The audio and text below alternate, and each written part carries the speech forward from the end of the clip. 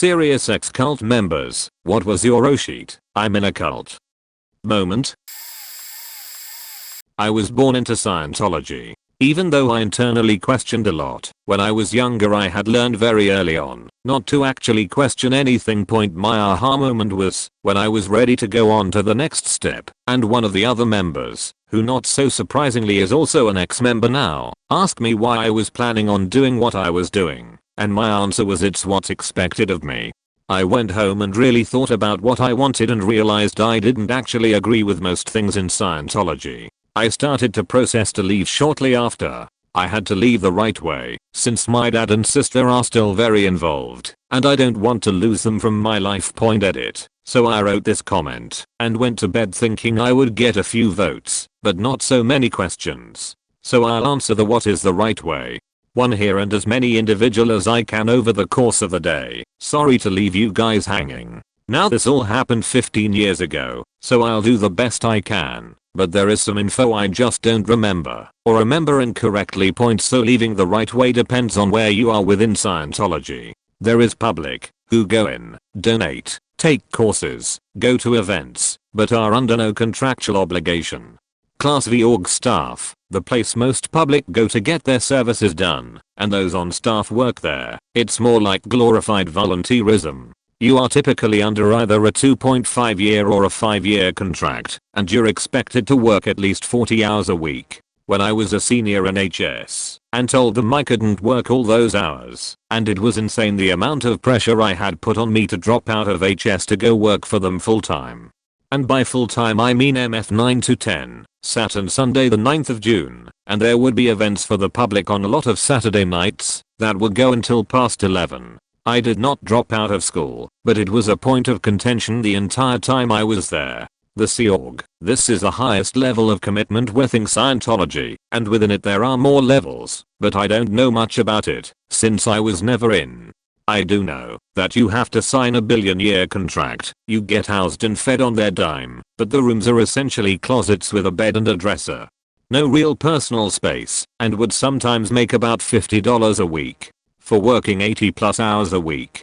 You didn't really get time off. If you were there you were expected to be available for anything, since you really had no other obligations.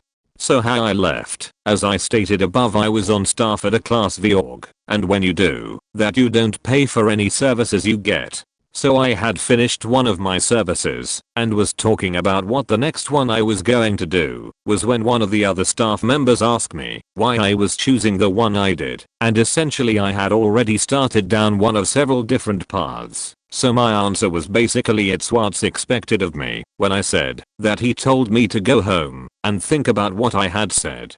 I did think about it, and over the next few weeks started opening my eyes to things that were happening that I didn't agree with. I realized that I really wasn't happy and that wasn't what I wanted to do for the rest of my life. So I decided I was done and was going to break my staff contract. I don't remember who I told, but they started the ball rolling right away. You need to have a leaving staff secretary check.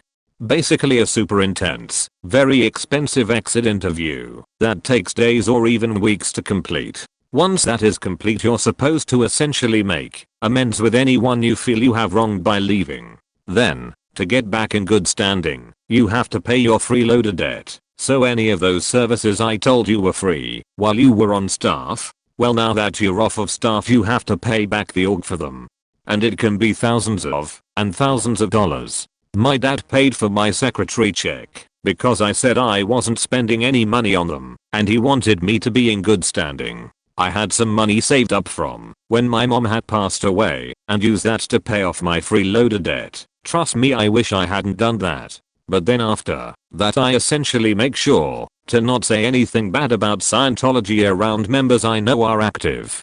As far as my dad is concerned, I still think highly of SCN, but that it just isn't for me. I think my sister knows better, but we just don't talk about it. I've been out for just about 15 years at this point, and I still get mail, I still get phone calls. It is still awkward when I see Scientologists I used to be close with, but I'm much happier now. I love my life that I have made for myself. Most of the stories you hear of people escaping and needing to hide ECT are from the Sea Org. I really don't have experience with that to know how difficult it must have been for those people. I will say that I have watched most of the Lee Remini show, and most of the stories do not seem made up or exaggerated to me. I can see how a lot of them would have really happened, and it's extremely unfortunate that others don't see the abuses happening right under their nose. Edit 2. Thanks for the silver. My first South Korean cult I attended but thankfully didn't join in the end. I had just moved to Korea at 18-year-old and didn't really know anyone. I was just starting to learn Korean, conversational, but still low level, and didn't really have a lot of friends yet.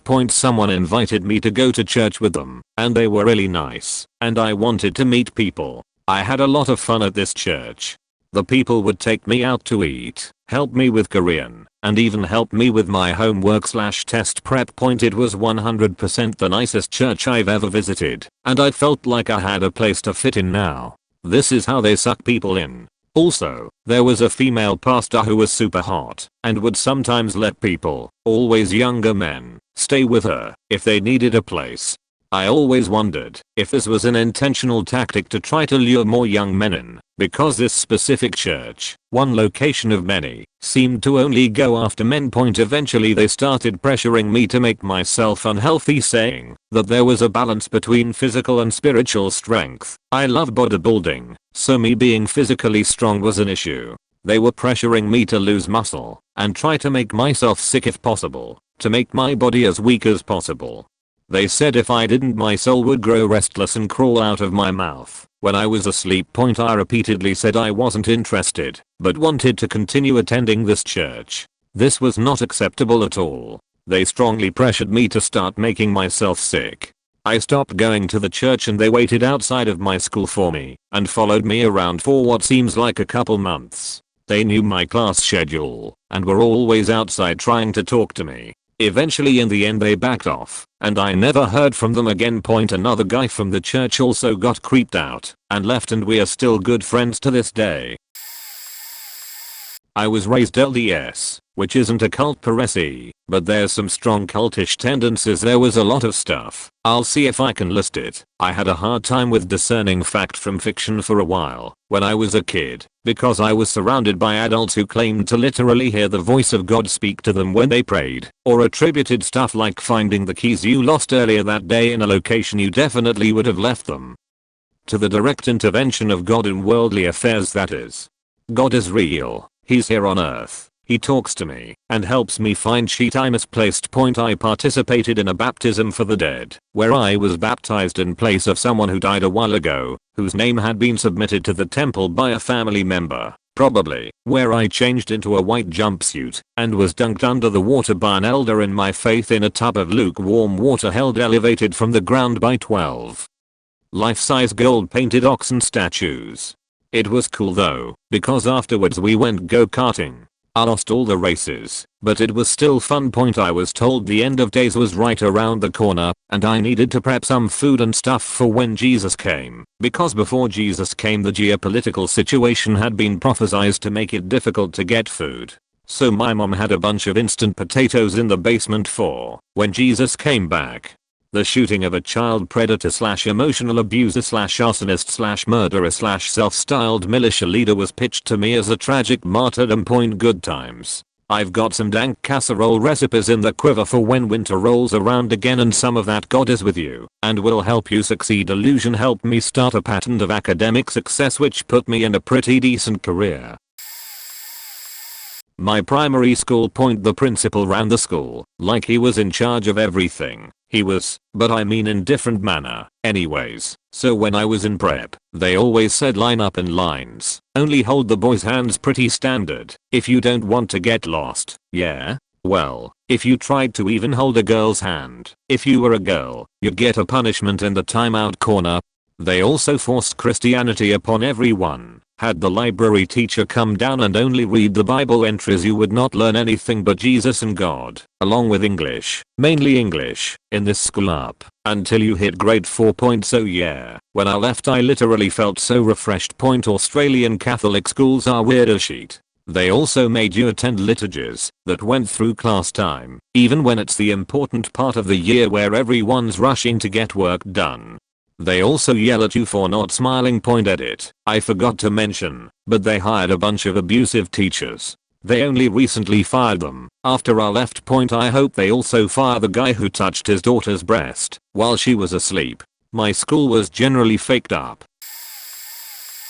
This'll be controversial, and I don't know if I'd describe it as exactly a cult, but at least within my specific upbringing, nobody thinks you can leave the faith. There are swaths of the world that believe leaving doesn't happen, or even should lead to physical punishment and harassment, like Scientology. You can even die. A lot of people believe you should die. I legitimately didn't even know you could leave it.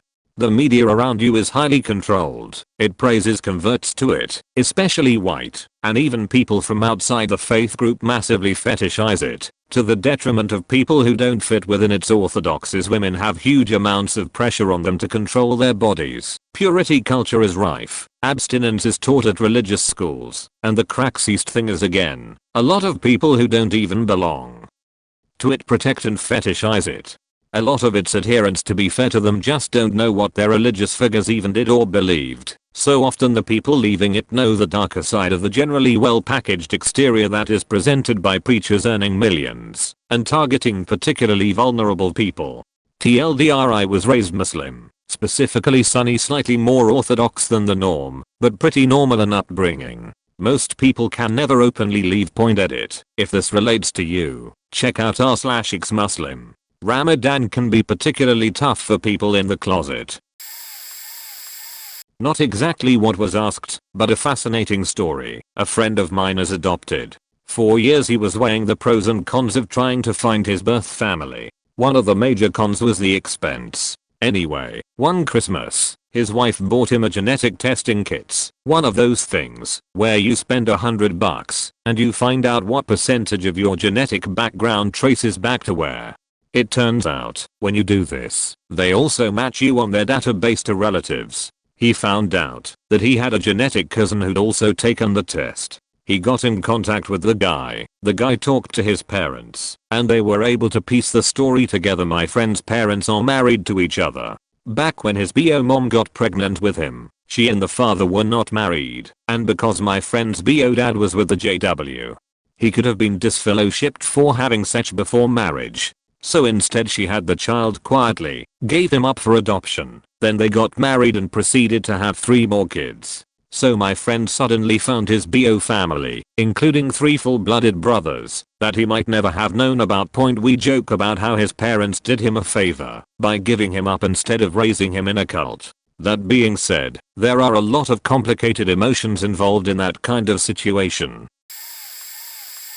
2 months before my marriage to my wife, getting my endowments at the Mormon temple. I researched Mormonism. When I joined the religion, I really wanted to believe in it, so I guess I just ignored the dodgy history. It was so fun being a member up until that point in the temple. I went to the temple with no knowledge. I didn't want to be cynical about it. It was the only thing I was open-minded about. I guess the temple never really was on my mind up until that point. After that, my shelf broke. Nothing was the same. It was like our illusion was gone, and I could see all the bad stuff. My dad was visiting me that day. He had to wait outside, and I went in with my new family. That was the first sign of bad things to happen. As soon as the strange chanting happened, I knew I had faked up. I was madly in love like never before, and not going forward with Mormonism meant losing my fiancée. I was like a rabbit in headlights. I ended up just going through with the marriage, but ultimately my marriage failed in the 9th month, when I realized I had no power over my own life anymore, and I was in an abusive, controlling relationship, mostly from my wife's in-laws. My wife's still stuck in it. She is autistic, has no friends outside of it, and even though she knows it's a con, she also knows she has nothing else. My biggest regret is I should have done it better, worked out a way to pull her out. I failed my wife, and it pains me to this day. I miss my wife every day. I feel like that guy in Game of Thrones, Mr. Eamon. What is honor without love, etc. Resigning from the church was a must. I had to stand up and protect LGBT people and the children whom have and are abused by the LDS church. At the same time, I do often wonder if I have thrown away happiness for the sake of honor and truth. I miss my wife every morning when I go to bed. It is a lonely life I lead. I sleep better knowing I did the best I could. Cult said it. Sorry if this is a bit rambling crap spelling etc. I came across this post at work on my break and just had to splurge it all out. If by cult, you mean a religion that recruits with lies, retains with brainwashing, and demands devotion in the form of money, time, and proselyting, then I started leaving my cult almost 2 decades ago. The Mormon religion has been described as a high-functioning cult because they are mainstream enough to have prominent celebrities, politicians, and a reputation for being good people.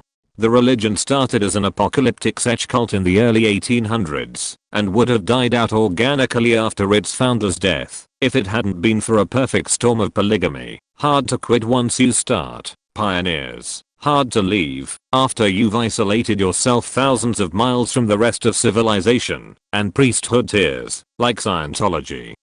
There's always a higher level of membership to achieve, accompanied by secret, ritualistic temple ceremonies.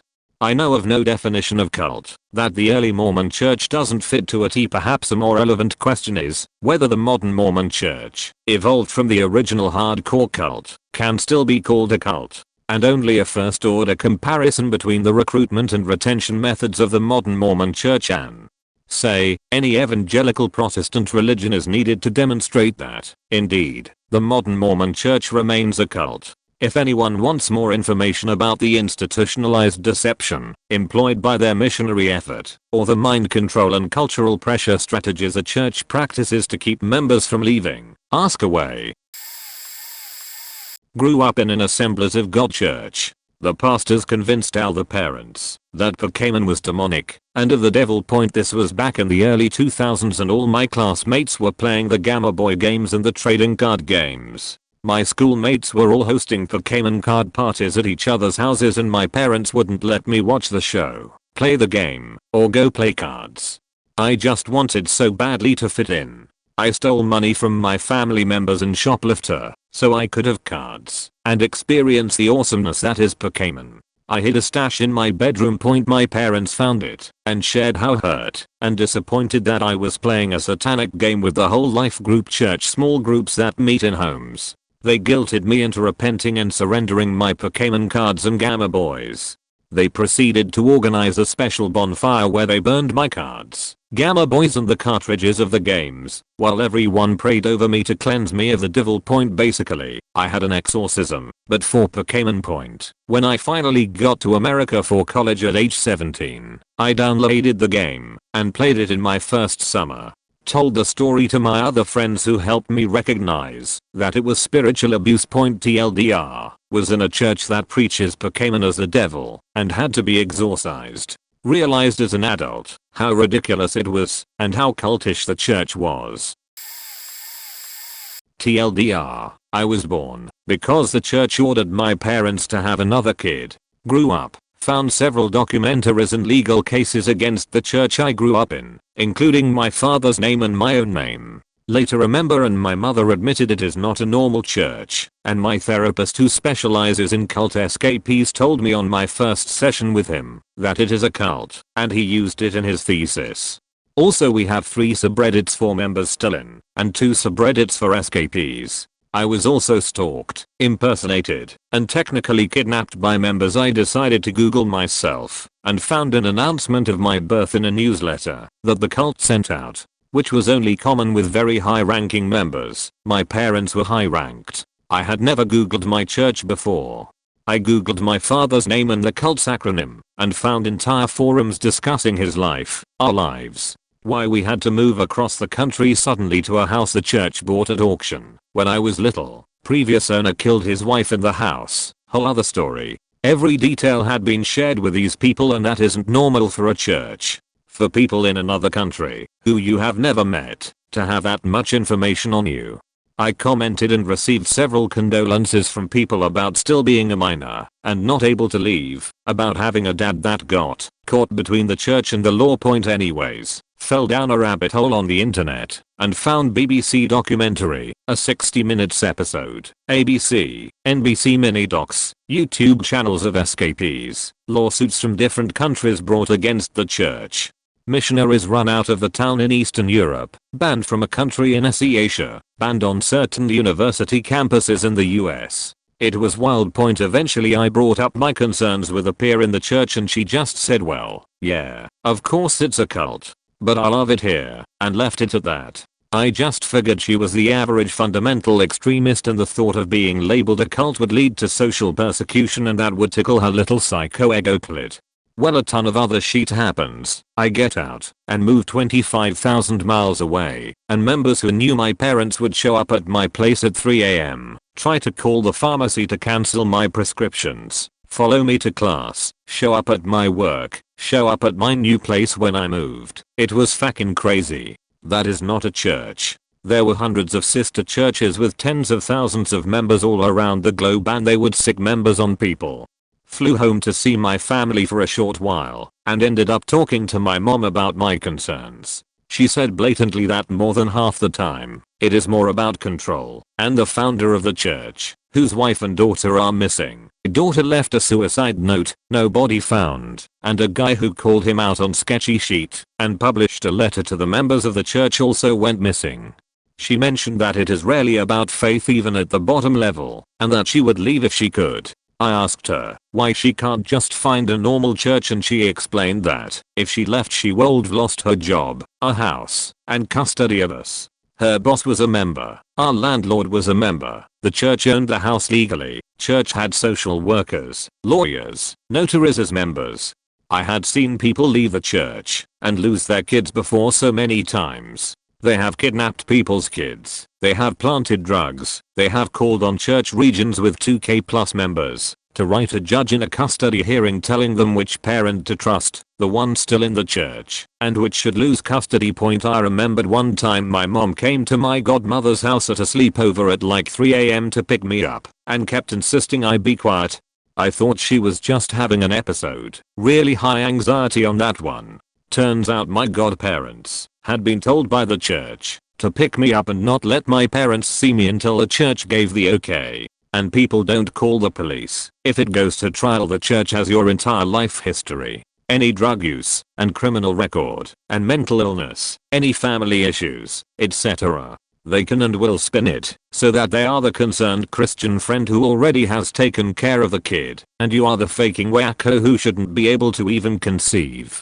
So finally I get into therapy and my therapist goes, well, deprogramming isn't really my specialty. I can still see you, but let me refer you to a colleague who specializes in this so you can get the help you need. Go to that guy. We are doing the first session intake thing and he is asking basic questions.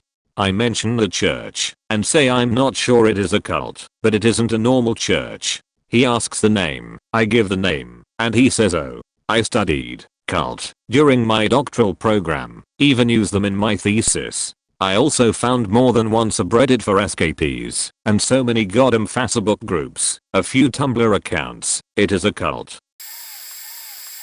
This is going to be controversial, but the Catholic Church isn't a straight up cult, but they tend to promote cult-like thinking. I can say with certainty, having been educated in a Catholic private school, that the version of Catholic history taught by the church is rather different from what actually happened. For example, doctrines have changed significantly over time, contrary to what the church claims. For instance, the world goes around the sun, evolution / the Big Bang Theory is acceptable, and tithes aren't a means to salvation. Let's not forget, there was a time when the Catholic Church would prosecute anyone who tried to promote scientific theories contrary to their worldview. Just look at Copernicus and Galileo. Plus, there's the whole worldwide pedophilia / sex abuse thing that was known about for decades / centuries by thousands of bishops, various popes and top leadership, who purposely covered it up, and in some cases were the abusers. Again, I speak from personal experience when I say that many practicing Catholics either do not understand the scale of what went on for literally centuries, or they think that it is mostly fake, or they think it doesn't matter because pedophilia happens in other places like schools. Some do want legitimate reform, but they are a minority. TLDR. Catholic Church lies about its history and covered up child rap for centuries. Encourages members to defend/make excuses for these events. Edit. Pope Francis did recently announce a new church law requiring the reporting of abuse. However, this law only mandates abuse be reported to immediate church authorities. So basically, in an abuse case, the local church investigates themselves to determine guilt. Basically, no real change.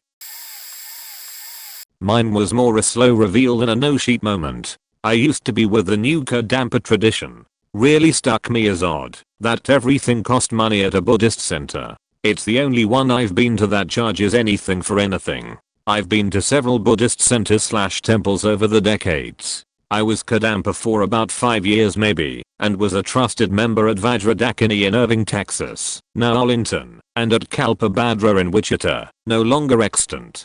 Spent a year in Albuquerque attending the Shakyamuni Center. There were always talks about it being a cult, since it was in the news those days. The Dalai Lama had outlawed a central practice within Kadampa and Gelugpa, Tibetan lineages based on a string of murders within his monasteries and a shadowy history of the aforementioned practice. Even though his decree only affected Gelugpa lineage Buddhists, Kadampas felt especially attacked.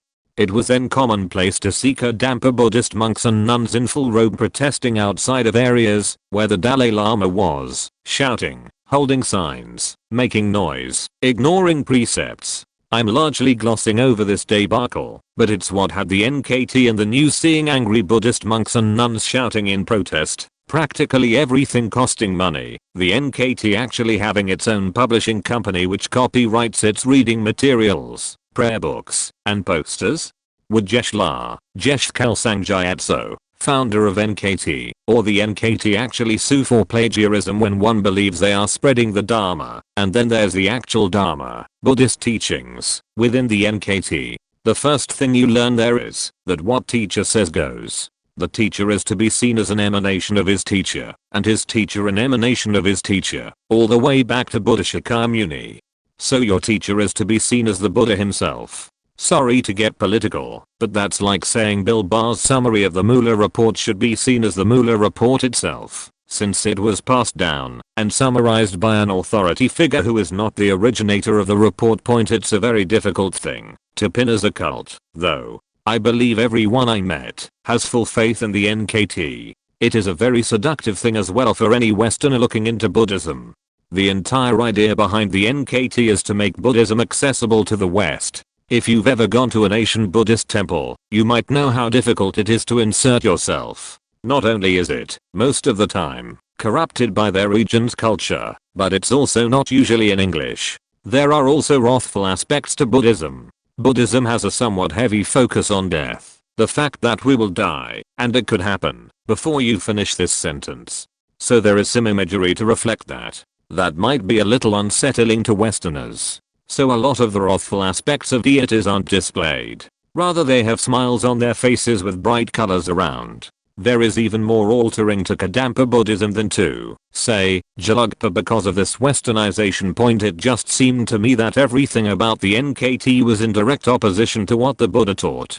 I'm in no way a Buddhist scholarly master. I think such a thing might, again, be in opposition to the Dharma, so I can't say for certain. They eventually kicked me out, because I was there all the time. I thought I was being a good Buddhist, always at the center, cleaning, changing offerings, helping newcomers. They said they felt I saw it as just a place to hang out. I rode my bike 10 miles a day, to get there and back, until I moved in across the street. All in all, something just did not add up about it. I don't hate it though. Everyone there was 1000% awesome, except the two who kicked me out, but they never seemed overly Buddhist to me, always arguing, upset with people, concerned with money, never in a state of equanimity.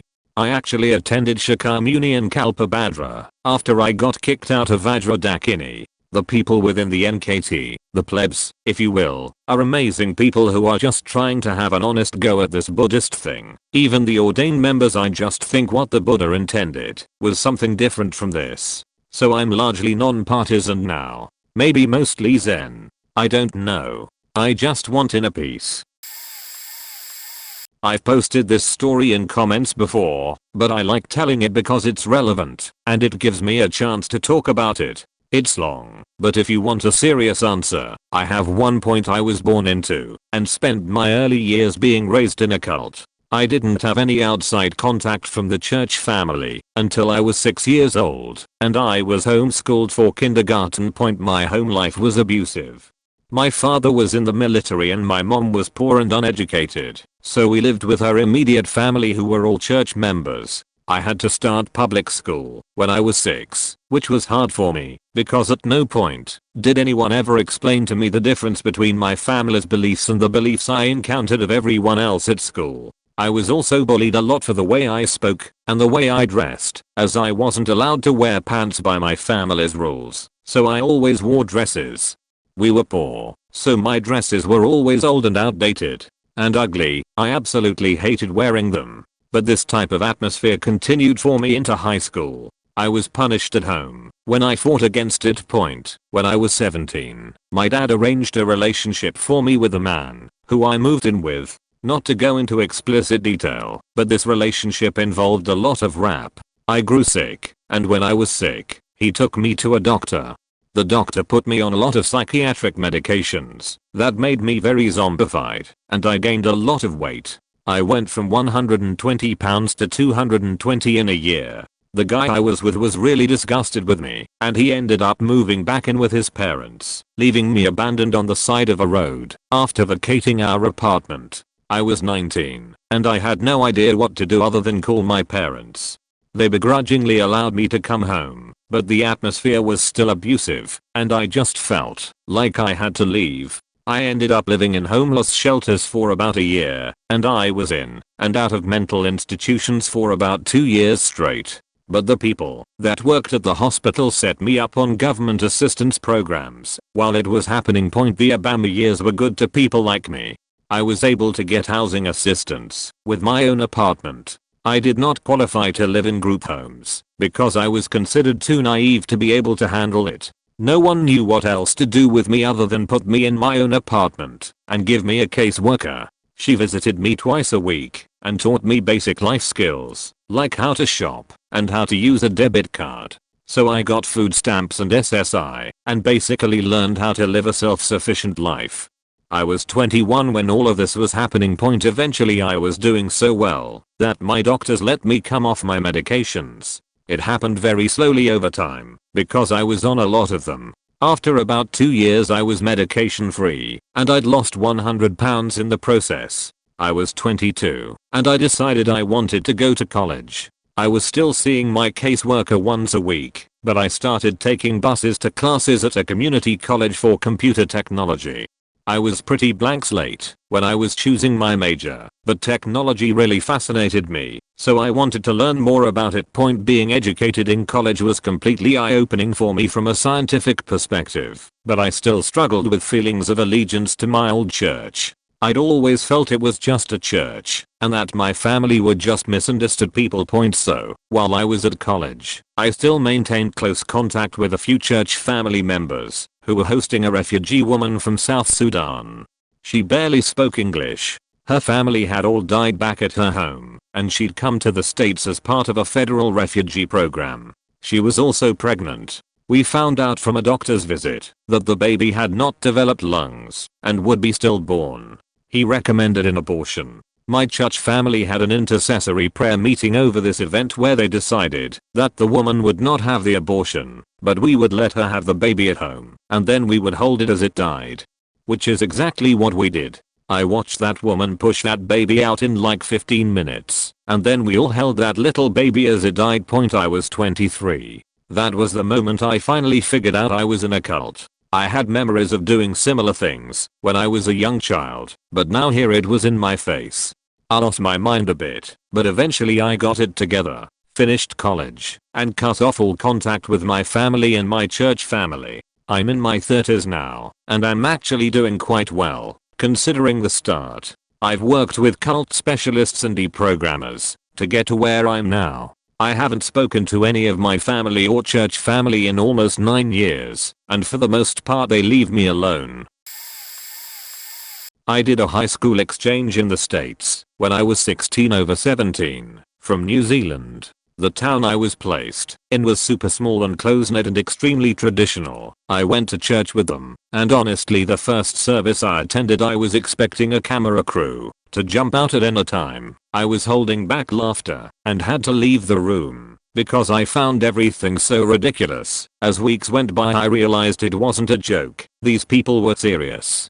I would still have to leave the room, but not to laugh, instead to hide in the bathroom and cry. I had to attend the youth group classes also with my host sister, and the pastor was teaching this whole generation of kids such vile mindsets. He told them that blacks and gays are not to be tolerated, especially not in these walls, the church. He would teach them that God only serves them if they go to their church, because they are the only ones that are worth God's time. He taught them that dinosaurs never existed, and the University of Tennessee planted the fossils around the world. The moon is not real, and is instead just a ball of light, similar to the sun. They would stand up during services and cry, hold their small children above their heads, and the adults would scream. I have no idea what they would yell, but every time was so passionate. My last day in the States they pulled me up to the front and gave me a Bible. They said, now we know for sure that God is able to serve even in other countries as you go home, and he will be in your heart forever. I didn't really understand. I was raised in a cult for about 10 years after I left my home. After I got my master's in psychology and went through counseling, did it occur to me that the godly upbringing I had was really just physical and emotional abuse. I used to cry myself to sleep when I was 6 or 7 because I knew I was going to have to die in the tribulation and I hadn't done enough good works to get to heaven. I was beat in front of the congregation once because I smarted off to my father and he needed to set an example of how to discipline a child. He also left me standing in the side of the road for an hour. I was 7 in 100-degree heat because I didn't get into the van fast enough. Those punishments were applauded by the other elders. However, if we got too far out of line, the elders would come over to our house and do an inspection to see how the devil was influencing our family. We had to keep the old holy days like the Feast of Unleavened Bread. Church folks would come over and inspect our place for any crumb of leavened bread. Church services could last upward of 6 hours. We couldn't play sports on Friday night because it was the Sabbath day. I couldn't eat anything like marshmallows or Pop-Tarts because they might contain pork byproducts at times. Going to the doctor was forbidden because God could heal you. That led to things like the backroom draining of abdominal abscesses and the like. We had 7 kids in our family. My dad made $25,000 annually and mom didn't work. We had to tithe 30 to 40% pre-tax to the church, whose leadership had opulent mansions and private jets. Some people had sold their homes to prepare for the end times. And for 25 years, I believed that I just grew up in a God-fearing household. It is possible to rationalize abuse and depression to become something you seek out for solace. When I got into my field of behaviorism and looked at how my environment shaped me, I started looking at all religions as well and lost my faith. It was at that time that it really hit me that on the continuum of faith, I was raised in a fanatical tradition, and the worst part was, if the leadership said drink this Kool-Aid, I know for a fact that we would have. TLDR, simple camping excursions turned into a weird sex cult. Noped out of there and never looked back. I don't think I ever talked about this with anyone, not even my significant other, and I need to get this off my chest. Throwaway for obvious reasons. Many people know my Reddit profile and know not of this part of my life. This all started in the early 2000s, just shy of turning 18 while in college. I was going to weekly drum circles, monthly camping excursions with friends, and just having fun in general with local pagans. It was a nice change for me, since I was raised in a strict Catholic household and knew the church was a pile of hypocritical garbage. 4 years this went on, and it was a lot of fun. All of the same people were there, a good core group of 20 of us ranging between 18 to 60 years old. Some new people would come in and out of the group, but usually never stayed very long. I'd go to camping festivals at nudist colonies. It didn't make a difference. Everyone was respectful, and it's not like I'd stare at anyone's body in a sexual way, because the vibe wasn't like that. In fact, years later I don't remember anything of those weekends other than great food, bonfires, great talks around said bonfires and awesome music with friends. Think Burning Man, but on a smaller scale and less Mad Maximum and Sand. I'm now in a relationship with one of my best friends from that time and friends with his parents because of all of that. And yes, I've seen his mom naked, and it's not a big deal. Because by the way, she lived at one of the nudist colonies and he grew up learning not to sexualize and objectify people by their body, but to accept people for what they are, people. Enter a new guy into the fold about 3 years in of my going to the group, mid to late 50s. Conversations he started usually revolved around sexuality, freedom of expression, and how terrible society makes sex seem like such a sin. If we could all tune into our sexual desires we'd have a far better experience than what society gives us an illusion of what sex is. People started going to this one guy's house for dinner, but I usually declined going because I was a young 20-something woman at that point and most people going were in their late 40s to 60s, therefore not much in common with me. Well, one night at one of the Caping festival weekends, I was told by someone there was going to be some sort of celebration around the bonfire, so I went. Usually these sort of things involve drumming, dancing, playing music and singing together around the fire. Turned out there were just a bunch of people faking by the fire representing each cardinal direction on the compass for the element, in order to create sexual energy to heal Mother Earth. So I was like, alright, good for you, and left to go back to my camp, because it was at midnight, I was exhausted, and I really just wanted to dance around the goddamn fire. This was one of the biggest festivals I had been to, so I didn't know many of the people at the bonfire, except the new old dude who apparently orchestrated it and some of the newer people who'd go to his house for dinner. FYI, there was about 200 people there, but I kept with my usual 20 peeps in our own camping area. Close bracket.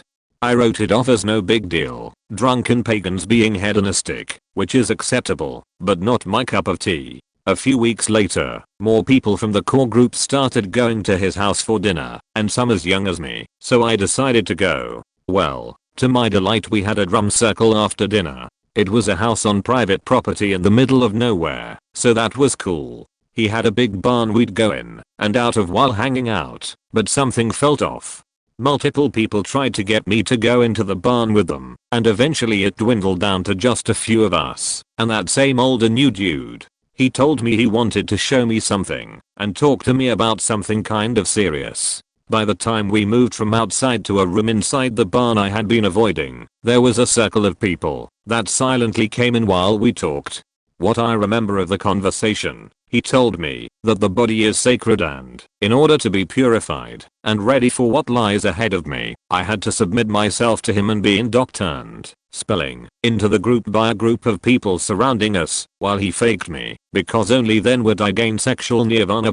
You bet your sweet as I noped out of there, straight up bolted, and never talked to most of the people again from that night. Who knows what would have happened, like a gangbang. Didn't care to find out. Evidently this group turned into a giant sex cult where they have weekend retreats and shit, but everyone has to fuck this guy so they can get some weird faking achievement unlocked so that other people can fuck them. That's in this sexual order. Once they fuck them, they can fuck whoever. People donate money and time and shit to this new ground they purchased, and this main dude has written it off as a tax write-off because he's now got it listed as a religious group and retreat. Like, what the fuck? Okay, anyway, thanks for listening. I was really into goth chicks in high school and there was a classic goth chick in my freshman math class. I started hanging out with this one girl who was a year older than me and was constantly in trouble. Classic rebel kid dealing with depression and anxiety. She liked hanging out with me because of my art sketches and the fact that she could come over to my house and play video games whenever her family stressed her. A few months later her mom forced her to invite me to visit the church that her mother ran. The church was a small cathedral and had around 14 to 16 members inside of it. I went to the church for maybe 4 to 5ish months and was very confused by how much money the donation trays would have every single day. Later found out by my friend that the church required that its high-leveled members spend 50% of their paycheck on the donation and receive certified redemption. If they did not, they would go to hell. Not really a real nasty cult, but one of those scammy cults where the leader convinced everyone that she could help them for money. Heard or hated the church for multiple reasons, and we decided to just hang out during Sundays instead of getting roped into her mom's weirdest scheme. If I remember correctly, her mom got arrested for credit fraud or some other money related thing later, and she had to move in with her older sister. Hope she is doing well. Edit. My story isn't anywhere near as amazing or strange as everyone else, but I hope it counts as something. It was after I left that I realized it was a cult, but while I was in, I had the realization at about 13 to 15 years old that I knew I would never want to get baptized in it, because inevitably I would make some sort of mistake that would get me disfellowshipped, excommunicated.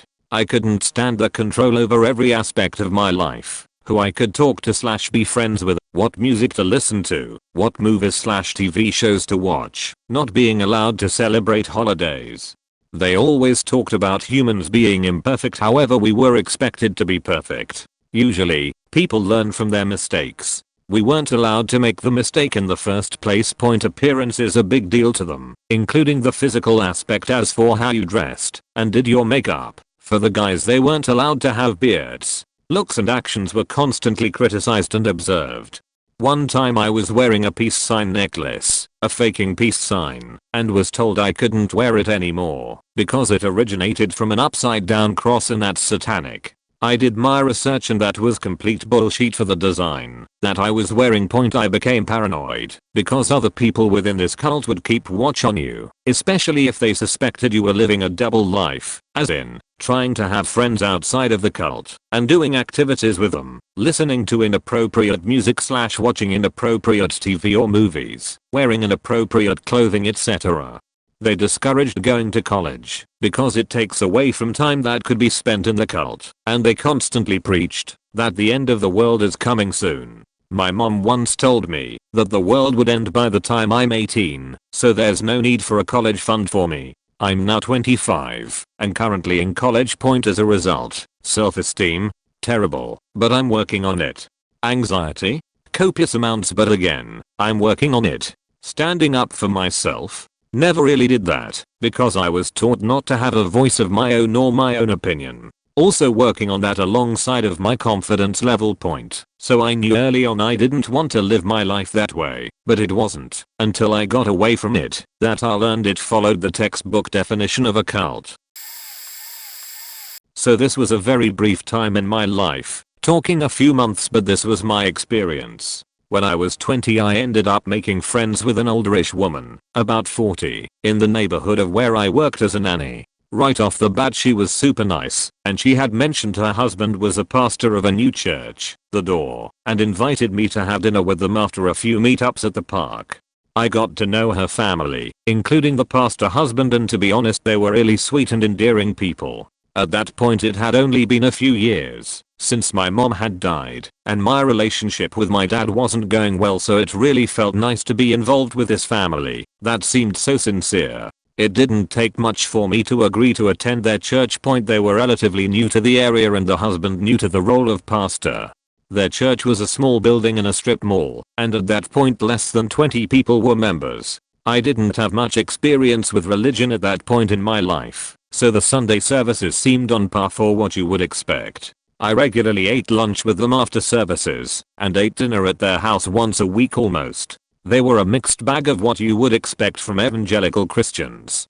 They held some very fundamentalist views, like it was a sin to ever drink alcohol, and they didn't believe in dating, but instead courtship. But at the same time they didn't look like the Duggars or anything. All their kids attended public schools. The mom and daughters all were allowed to wear jeans and such. So it was odd. They weren't stereotypical. A few things did raise some flags at first.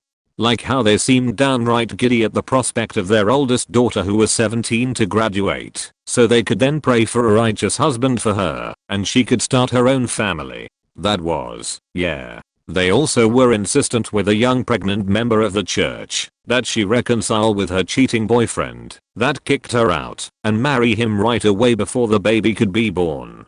That didn't sit right with me, but the final straw came right before Christmas. They invited me to this big church event involving their mother church and all other branches nearby. Most of the night was typical religious partying, and then came the testimonies. The final one being from another pastor who got up there and told his tale of how he used to be a violent drunk that regularly abused his wife and children, including almost killing his youngest by trying to lock him in the dryer. Then he had his come to Jesus moment after his wife finally left him, and he went to church, finding God and all that. He was saved and convinces his wife to come back to him, etc. And the whole time everyone is praising God while he tells his story. I'm just sitting there horrified by this man that just admitted to beating his wife bad enough to land her in the hospital and that she took him back. Just like that. No prison time, no counseling or anything. He found God and that was good enough to erase everything. What the fuck? The next day I went online to look up this church for the first time, and one of the first things that pops up is an article from ex-members, and one story included was awful. A former member found out her husband had been sexually molesting their 8-year-old daughter and turned him into the police. Almost immediately her pastor was over trying to convince her to drop the allegations, forgive him and take him back. Jesus would want you to forgive. And God doesn't want your family torn apart. With enough prayer he can be back on the right path, etc. She refused though. She was then shunned by the churches they chose to support and back her husband. And reading that I just thought, yeah, I could see that happening with these people. And that was the end for me. Might rattle some nerves here, but most if not all osteopathic med schools. Not just one moment, but a realization after a year in point located in rural areas away from scientific criticism point teaching a pseudoscience called OMT. While not all techniques are useless, there is a good portion that makes you regret wasting brain space learning it point. A lot of med students are cultish by nature. They will make you feel like you are weak if you speak out against school practices or how things are dealt with. A good friend of mine was verbally abused by the faculty during a promotion board hearing. I have a lot of family in the medical industry, and they would agree that rampant abuse that goes unchecked by higher ups in disgusting point questionable financial decisions and overexpansion of osteopathic schools across the nation taking students that would probably not get into an MD school and making them feel special, which only heightens group polarity and distrust. Also makes you feel you will never be enough. I have had this said to me by the dean of my medical school when she was comparing us with MD students, that your board scores will never make you equal point teaching you how to converse and act differently with the patient, as a DOVS and MD med school naturally isolates you from family, so it makes you more prone to receiving propaganda point. Dr. Larry Nassar, a DO abusing young girls with OMT is just the beginning. Sexual harassment of my female/male peers during OMT class. When you are half naked, some of the male doctors think it's okay to be a little bit more handsy with the female students. This point is probably the worst one because you can't prove it, and the faculty will not take your complaints seriously because they need to employ their small group of expert doctors in OMT. I feel bad because some of the women and men just feel like they have to take it or convince themselves it's part of the process.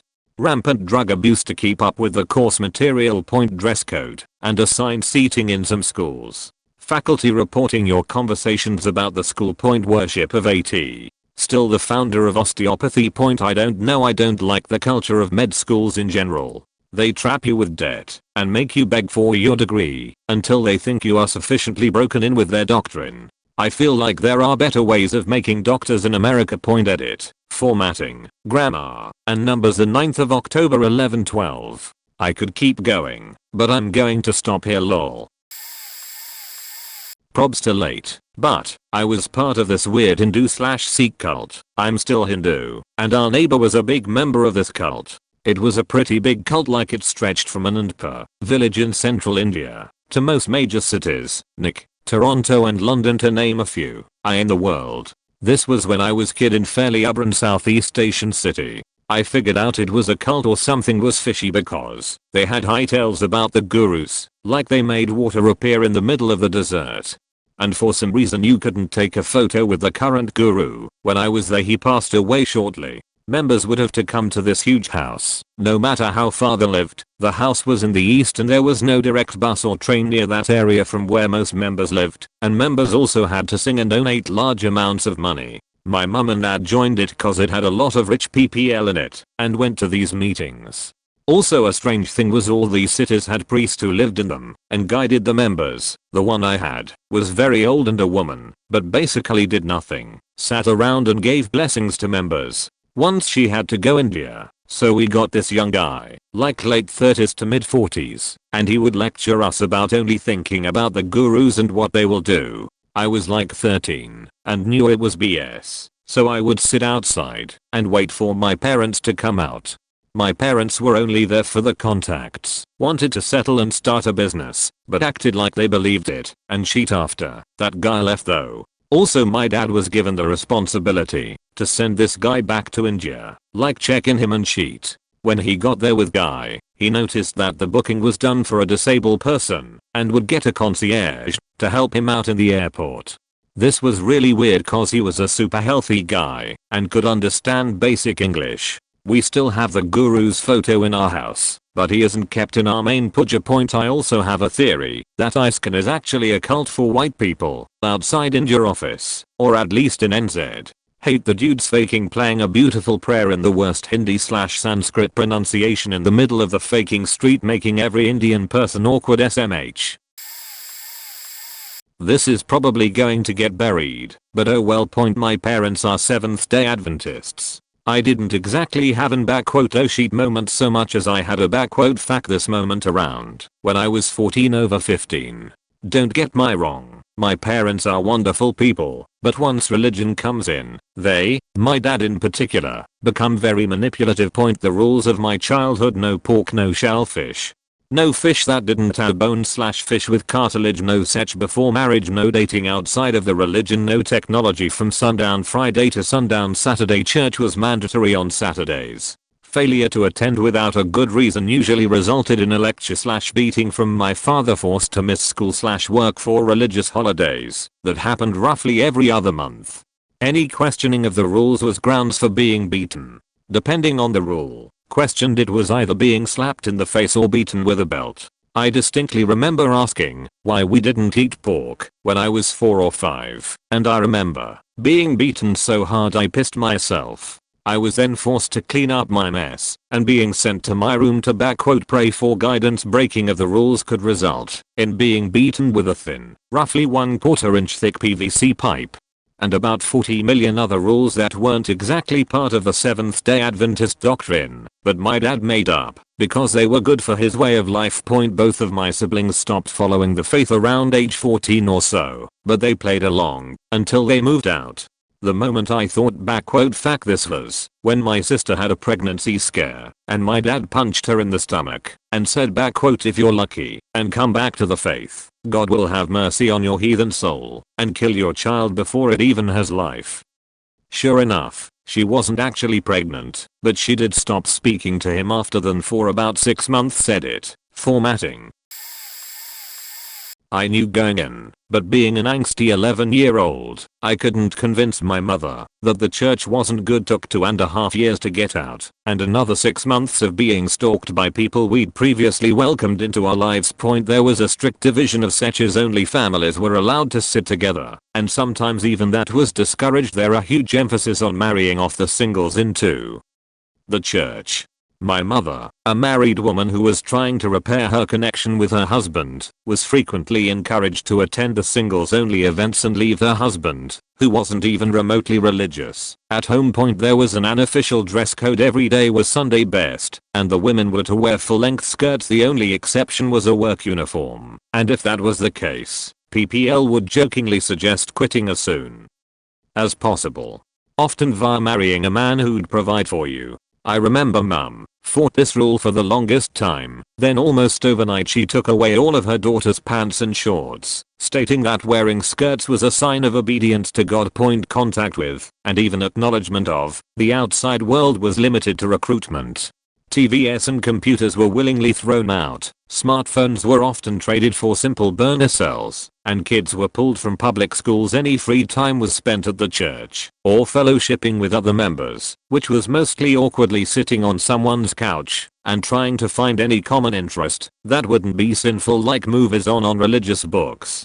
There was a meeting every day, sometimes multiple times a day. I remember taking a break from school to spend my whole lunch hour praying in the sanctuary, then coming back that evening for service. If you miss more than 2 meetings in a row, you could expect 2 or 3 members to come knocking on your door once mum left the front door unlocked and they let themselves in when no one answered, because that's totally normal.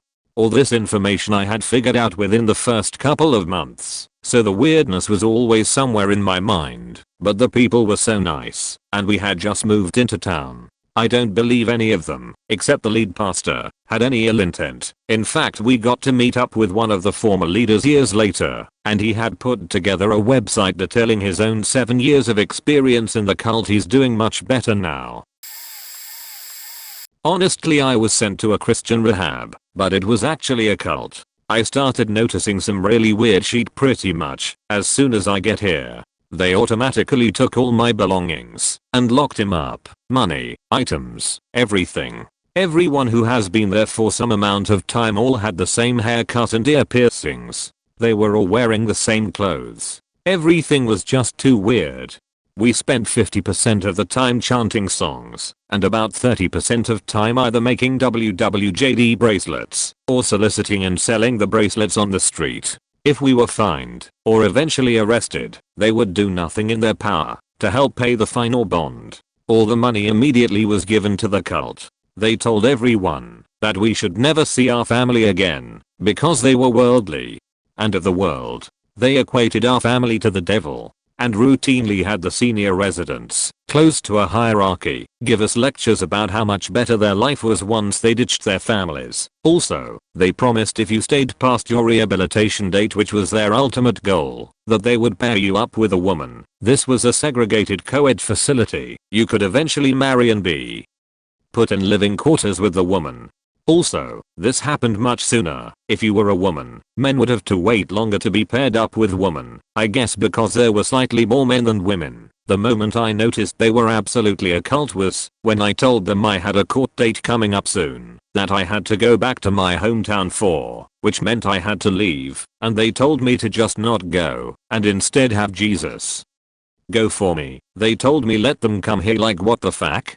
I ended up running away from this place and into the streets of a moderately large city in America at 18 years old. Scariest thing I have ever done. I was approximately 6 hours away from my hometown, so I knew nothing about this new street life. It was probably the craziest thing I have been through.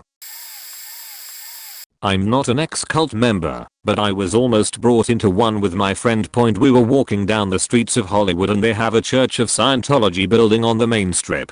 We were just chilling, no real plans. As we get close, we notice a bunch of people in white button-ups, black ties, and black shoes and pants. One of them asks us if we want to come in, and we say no. They ask again, saying something like it will save your life, and my friend was like, fuck it, wanna go? So I said sure.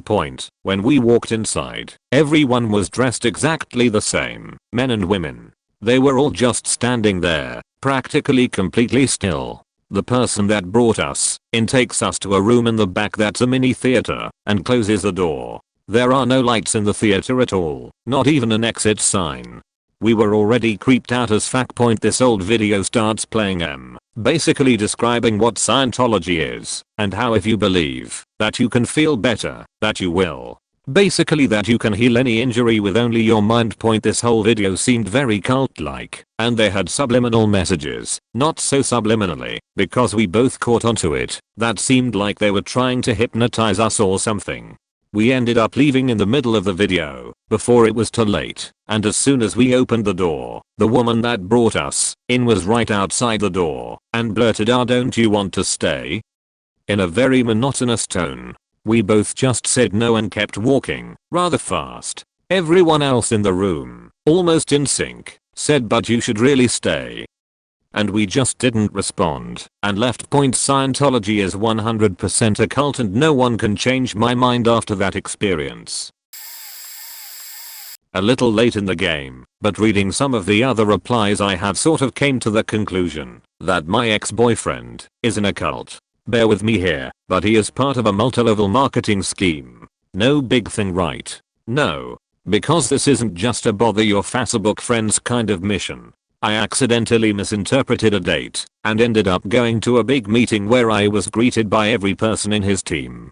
What I learned from this retreat was that they teach you how to ask the people you know to participate. Also seems pretty innocent, but the part that makes this cult-like is that they also teach you how to continually follow up on people, even after they turn you down.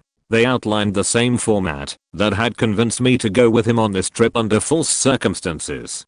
They talked about how to convince people that spending their own money on the products they are supposed to sell will actually make them more successful. They tell members that they are wasting their time working 9-to-5 jobs. God wants you to help people, and what better way to help people than to make them rich and successful. If you follow these guidelines you can retire by age 25 and help pursue God's mission and give to others your wealth. If people refuse to join, they just don't know that you are really trying to help them.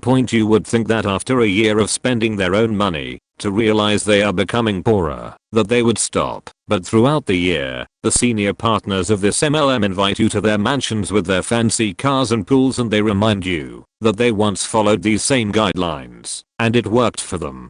People become poorer and poorer, but are persuaded that they just aren't recruiting hard enough. They just aren't putting in enough money in to get enough money out. My current boyfriend and I have been contacted by my ex numerous times since this incident several years ago. He continuously tries to tell us that our steady jobs just make us puppets of big business and that we will never retire or make enough to survive without taking on his line of work.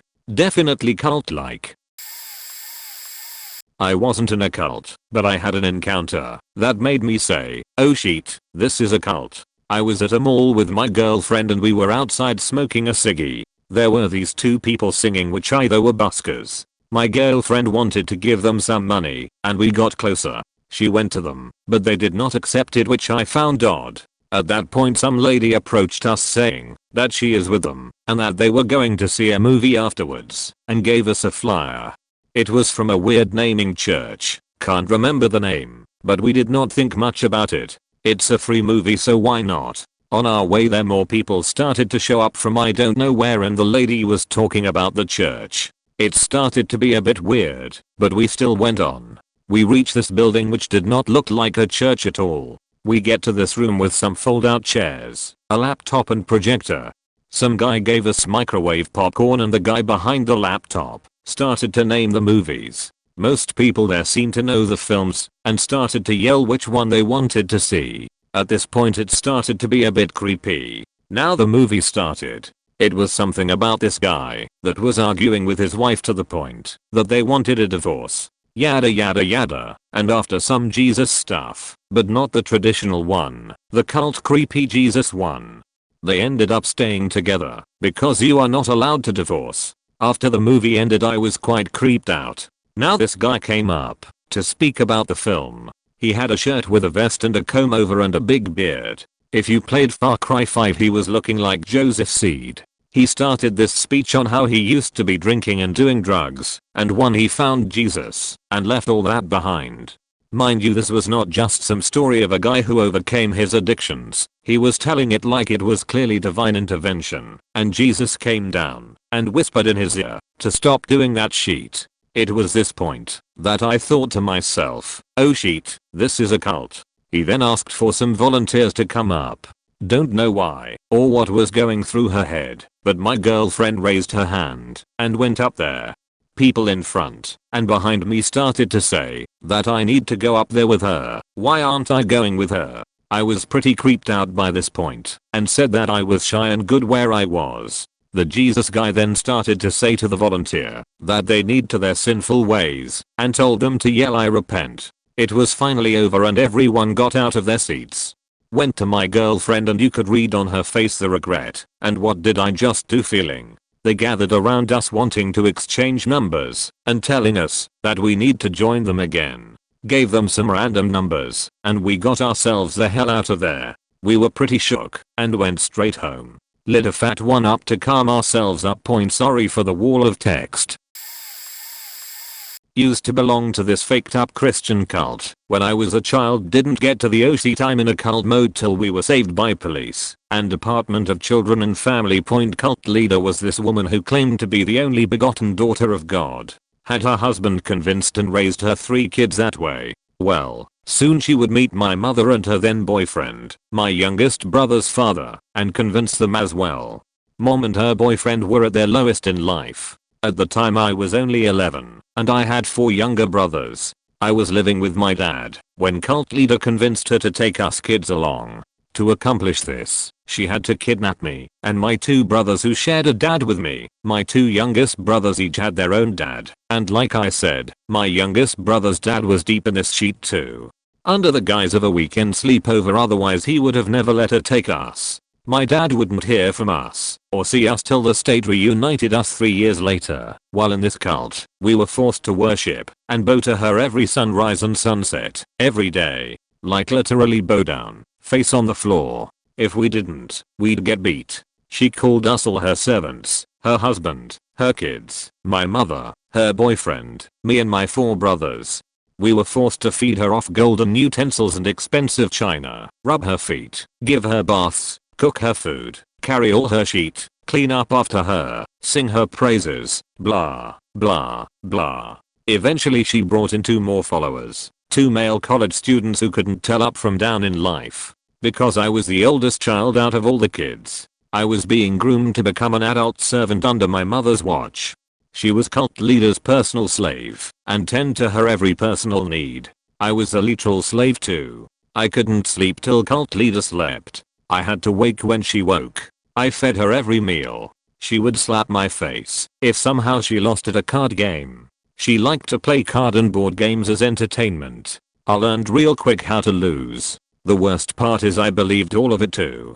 Eventually, she became extremely abusive. Ordered the adults to beat us children for every little offense. Didn't sweep the kitchen right. 20 swats. Forgot a chore. 20 swats. Uncowingly said something that offended cult leader. 20 swats. By the way, she kept all the kids and my mother inside at all times. Never allowed to leave the front door. Never allowed into the outside world. No TV. No radio. Complete ostracism from the nasty sin-filled world. The adult men were made to leave every day and beg for donations from people, preaching to them of God's daughter, who is here to save them and send them to heaven. That's the only income we lived off of. No one had a job. She had dreams of traveling the world to spread her holiness. When that stopped working, cult leader ordered adults to rob people. Beat them into submission. Rob small local stores. Beat them into submission. She turned them into serial muggers and traveled along the coast of Florida, all the while staying in increasingly expensive hotels. Eventually the police caught on. By now we gained statewide national attention. All the adults were eventually arrested, including the cult leader. Us children were taken into foster care and separated. I have no clue what ended up happening to cult leader's kids. My 2 youngest brothers were given over to their father's families. Me and my other 2 brothers were eventually given back to our father. Cult leader was given a life sentence, 25 years, with no parole. Her sentence ends in about 5 years. I hope I never see her face again. I don't know what I'll do if that happens. The rest of the adults all served their time according to their offenses. During the trials I only gave the info they asked for. I held in so many dirty secrets, activities, things said, things done, and the like. While in the cult, I harbor so much info I've never forgotten, more than the other children, since the youngest ones don't remember much. None of it is on record, and would make the case much worse. I wish I had the capability to spill all at the time. I could curdle your blood with some of these stories, but that was 20 years ago. I'm 32 now, but I'm still healing from all of this. It took over a decade to rebuild relationships with my brothers and mother, and we are still rebuilding. I will never forget the look on my father when he saw us for the first time since we were kidnapped. Still to this day my mother is trying hard to make up for what happened. And still to this day I haven't decided if or how I can forgive her. That's still unknown and something I struggle with every day. I want to, I really do. We are all living normal lives. My mom is an accomplished psychologist and I work in Broadway. I know she regrets what happened and loves her children very much. Just glad we were able to get out of it. Who knows what my life would have been like if we were never caught.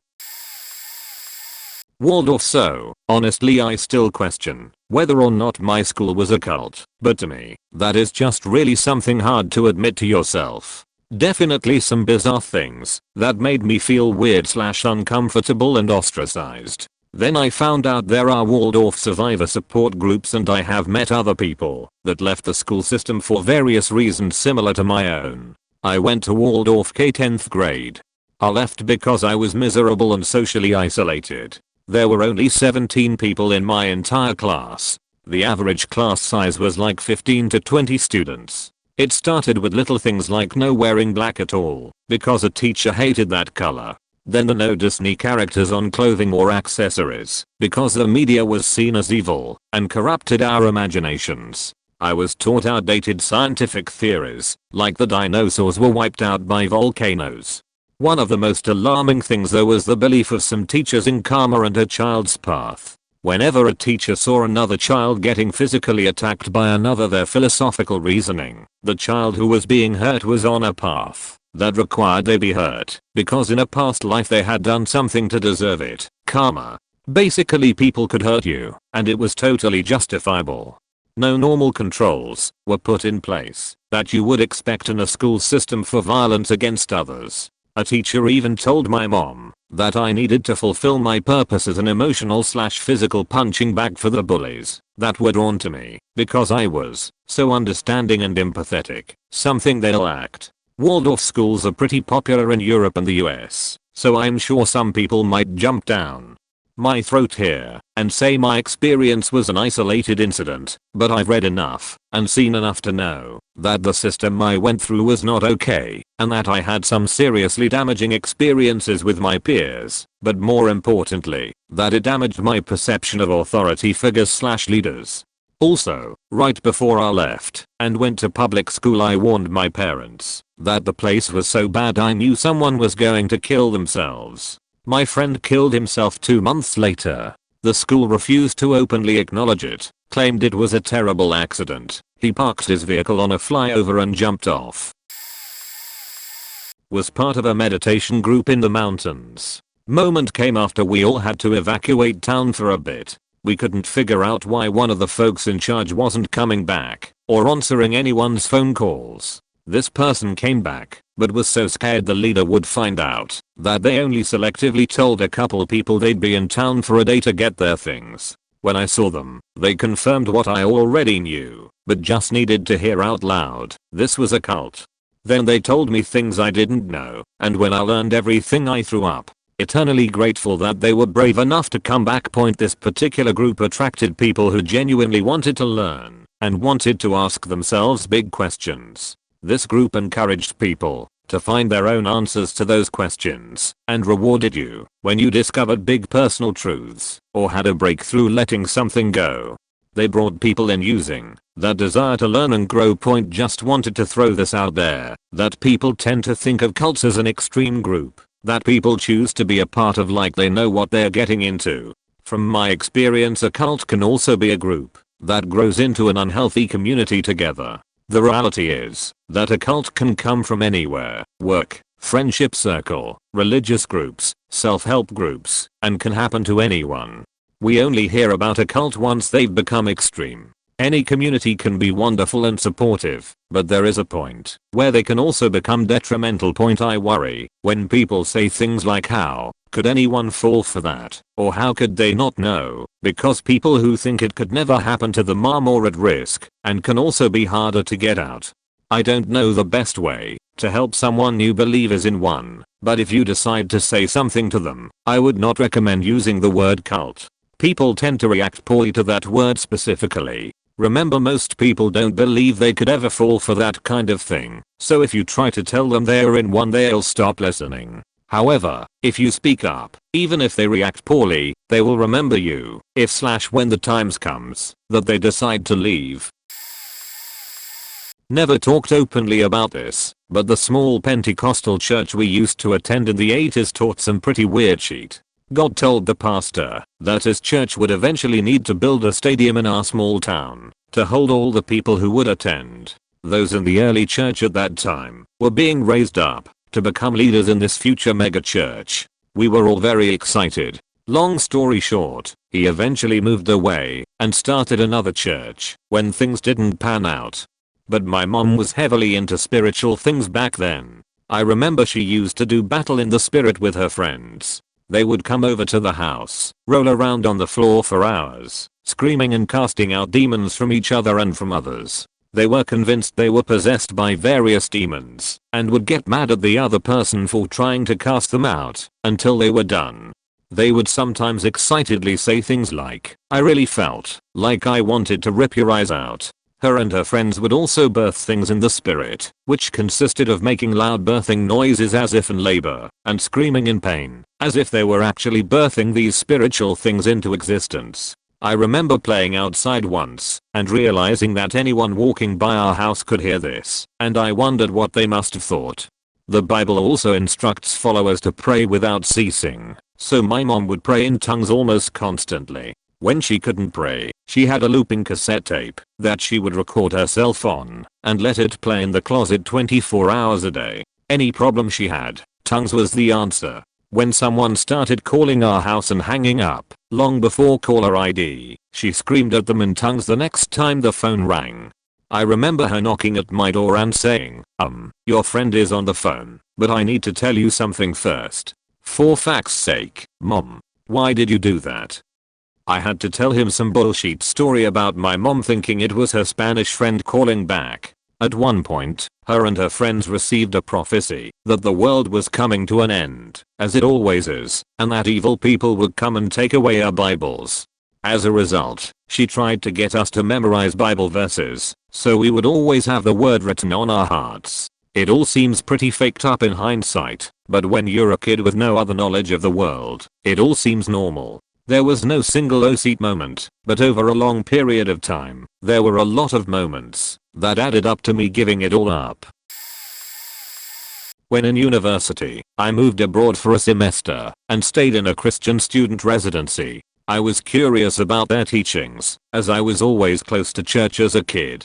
Everything was really natural for me. I loved the people. I loved the atmosphere. 2 months in, my boyfriend was supposed to visit. We had booked a hotel. The evening before, I talked to my advisor about it, how we'd been together for years, living together, etc. Got to the point where I didn't want him visit and thought I'd break up because he doesn't believe in God. So I went to the airport, hoping something was wrong and he wouldn't catch the flight. I quickly hugged him, didn't want to kiss. 45 minutes in the bus, I was starting to warm up to him again. I realized in pretty much that moment what had happened. How they had tried to get me away from the person I love and who loves me, who has always been good to me. Fast forward, I started googling about this society I was in. Turns out, members use pointy chains around their thighs to work against their sinful desires. Also, whenever I asked any of these uncomfortable questions, there was never a straight answer. I moved back home after the semester, but even a year later they don't leave me alone. I know they just want my best, but they even contacted their society in my country, gave them my address, push me to go on retreats, etc. I've made great friends there, which makes it really hard for me to accept that it wasn't good for me. I miss them. I'd love to go back to this sense of purpose, etc. But I know it's not right for me. TLDR. Happened in a student hall abroad. Boyfriend and Google made me realize how bad it was. I still miss them anyway. In my case, it was about 20 minutes before I started a ride. Long story short, I was conned into going to one of their services that was in a church in the middle of nowhere. Once there, they started to explain their beliefs and the really weird rituals that one needed to undergo in order to climb through their various ranks. I realized I was in trouble, and I decided to just try to blend in with the woodwork and figure out how to get out of there quietly. They started their service, and some fellow in a really weird outfit came out and started to lecture, but he was just babbling nonsense, and everyone seemed to be hanging on his every word. A person behind me leaned over and said, "Isn't brother so spirit filled, too?" Which I answered, "He's definitely full of it." Then Brother A finally said something intelligible, which I thought was so terribly wrong that it triggered a visceral reaction, and under my breath I said, "Bullshit." People near me heard it, they were shocked, and they all started to point to me. Brother A said, "Has the spirit inspired you to share something with us?" I remembered from a sociology class that cults often used public humiliation as a way to break people down, and here I was, right in the spotlight. I said, "I'm just an observer this evening, and it wasn't my intention to disrupt your service. I apologize, so please continue." He wouldn't give it up, so I sighed and said, "Okay, fine, you asked for it. You said X, and I said bullshit. Here are all the reasons you're dead wrong." That didn't go over very well. Evidently, I contradicted one of their high priests. People covered their ears, everyone was screaming, and it seemed that people started flooding into the room from all directions. I feared for my physical safety, as they were shouting things that indicated they thought I was Satan himself. I briefly contemplated the merits of taking a hostage, but I decided it was just a lot easier to leap over the pews to get to an exit point. I was a marathon runner at the time, so once I made it outside I ran into the woods, reasoning that no one would be able to catch me. It took me all night long to get to a highway, where I was finally able to hitch a ride home. A few years ago, a friend of mine told me that she traveled around Europe while studying to learn new languages and stuff. It wasn't cheap at all, so she tried sharing rooms with people as much as she could. When in Germany, she stayed in a house where a man took foreigners to lend them a room, give them food, and whatever. He wasn't married, but there was this girl that was always following him around, treating him like he was her husband. Anyways, she said it was pretty nice at first. The concept was great, since you could socialize with other people meanwhile you were there, and the house was also huge so everyone had their own room. The man was pretty obsessed with that, though, with communication and his guests. She was instantly introduced to some kind of tradition followed by everyone that stayed in the house. Literally every day he took the time to interview them all. Asked them what they did, who they were talking to, how were they feeling, what were their thoughts on random topics and more. He kept the tapes to himself, as if it was a study. Sometimes they listened to the tapes together as some sort of family get-together. He was seriously obsessed with this. It was like the #1 rule for staying there, talking to him while being recorded.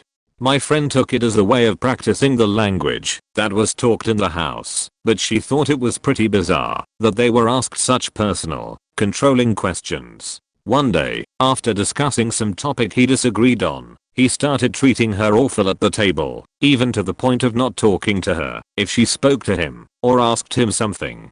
She was suspicious at first, then got scared of the whole thing after another guest told her he tried to abuse her, or him. I don't remember exactly. After a few days, she started refusing to do the interview thing. He got super mad about it, and she decided to just leave, but she was scared shitless. She had paid the whole month to stay, and even left some things behind. She told me she was sure that it was a cult. I was young, about 11 I think, and went to an after-school group on Fridays with a friend. My friend was really religious, but he was / a normal enough guy. It turns out the after-school group was some kind of religious group.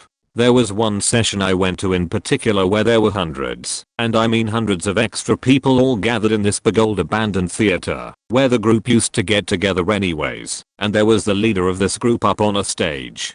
Everyone standing and looking at him in rows. He was talking in tongues, and there were lots of smaller groups of people gathered around other people also speaking in tongues. He started walking around the place putting his hand on people's heads and saying some random shit and people would pass out onto the floor. It was all very weird and a bit much for a boy of my age that has never been and will never be religious. It gets weirder though, yet. In the middle of this session my group leader and friend came up to me and asked if I wanted to pledge my life to Jesus, right here and right now. And at this point I was like, I need to get out of here, so I texted my dad to come pick me up. I told them I would think about it.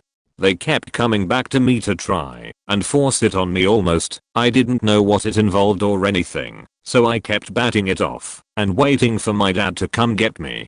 He got here and had to walk inside to physically take me out of this place because these people weren't letting me leave. I don't know how culty it was or just if it was very extreme religion, but I was not okay with it. I don't know if this count, but I was born in an Islamic cult family. When I was in Iraq, my mother just keeps beating me. When I was 11 cause I didn't pray 5 times a day with a wooden stick. It causes me a lot of mental problems and broken bones, but I was blessed with high positivity. I didn't know that it was a cult cause they always scare me from the outside world and handpick my friends. I grew up with only one friend for my whole childhood until high school, when we immigrated to Turkey. At Turkey I was punished way harder and almost killed myself when I was asleep by sleepwalking halfway out of a 7-story window, but I still thought it was normal, since if you don't know, the whole Middle East has a racism and sexism problem. For instance, how people in Saudi Arabia are angry that Philippines' people won't be slaves anymore.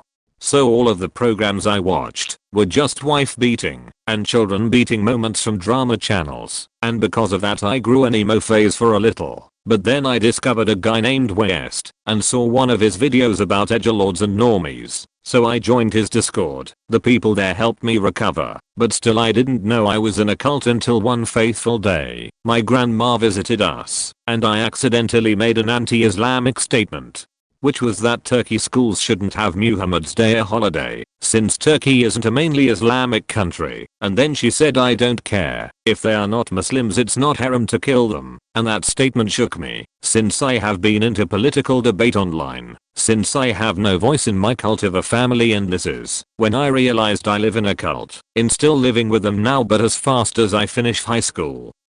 Dad, which isn't part of the cult, and he is what inspired me to keep be myself, will send me to study outside this hellhole extra content. This is where I talk about mom abuse. 1. She threatens me with a knife almost weekly. 2. Daily beatings so hard she broke the stick by hitting me so much with it. 3. Never talks to me unless to say that I'm a failure in life. 4. Calls me autistic when I faking break down and almost starve myself standing in a corner for days. When I was sitting at church in 4 AM praying and looked around at all the other people there speaking in tongues. Now that's fine, but it got me curious about other things they were saying as well. In the church there were 2 things. The world in the church. We were forbidden to watch anything that wasn't Jesus related and was from the world. No funny TV shows, no songs with Beyonce, and absolutely no shows that encouraged evolution. We were to attend every service and pray as loud as we can to make sure God could hear us. Sometimes there would be a prophet who would translate when a member of the church would scream out at the top of their lungs in tongue, and it was meant to be seen as a message from God. If you weren't paying your tithes you were seen as unholy. If you had a TV in your home you were told that you weren't dedicated enough to God and your Bible, because all that time spent watching pointless shows should be used to worship your Savior, our God. Marriage and dating, or courting as they referred to it, was complicated. You had to prove you were worthy to start dating, and you had to be part of the ministry. You had to tithe. You had to be a man of God. Then you must ask the pastor if you're ready, and if he agrees, you will tell him who you are sure you want to marry. There were no maybes, or I'll see how this goes. And then you'd ask, and if you weren't married within 3 months then it wasn't meant to be. I lost my faith when I was living with one of the members of the church and she gave me a 10 PM curfew to be home and tried to convince me to leave my job. When I didn't listen she kicked me out and I went back to my mum's and never went back to church. They have had people come to my job and try to convince me to come back by saying that I've backslidden and the devil has got me. Yeah, no, I'm not going back. I enjoyed my life with the church for 10 months before I wised up and left. You can no longer guilt me into doing whatever you want. I used to belong to the Church of Jesus Christ of Latter-day Saints. I was born and raised in the church and moved to Utah when I was 7. Most of the members truly are kind and loving and want to be good and spread good in the world. But damn, they are in the wrong organization. To do that, the church demands 10% of your income, complete dedication to your calling, your job within the ward. Sexually explicit worthiness interviews at least twice a year between the ages of 8 and 18, and at least once every year after that. Force modesty enforced by public shame and garments, that magic underwear the church is famous for, and you have to follow every rule and social norm in the church in order to be approved to go inside their temples, which is a requirement to get into Mormon super heaven.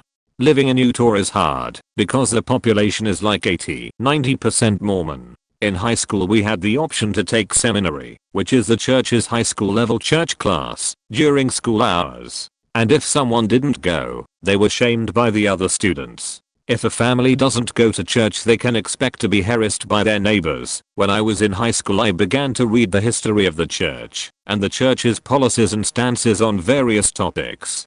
From LGBT+ to polygamy, to child marriages, to women being second-class citizens, and just women in general. And I couldn't understand how everyone I knew could believe that when they were loving, kind, sweet, charitable people. And when I began to ask questions, I was shamed, ridiculed, mocked, and gaslighted. Gaslit? I don't know, and guilted every day, because the largest promise the church makes is that the only way for families to be together after death is for every member to follow the church's teachings.